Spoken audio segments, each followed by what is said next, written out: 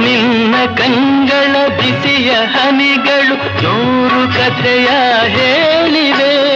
ನಿನ್ನ ಪ್ರೇಮದ ನುಡಿಯ ಕೇಳಿ 100 ನೆನಪು ಮೂಡಿವೆ. ನಿನ್ನ ಕಂಗಳ ಬಿಸಿಯ ಹನಿಗಳು 100 ಕಥೆಯ ಹೇಳಿವೆ.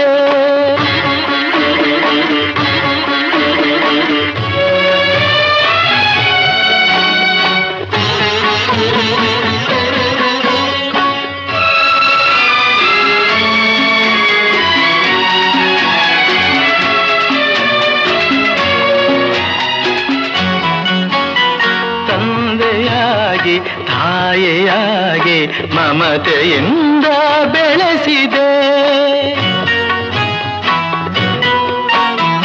ತಂದೆಯಾಗಿ ತಾಯಿಯಾಗಿ ಮಮತೆಯಿಂದ ಬೆಳೆ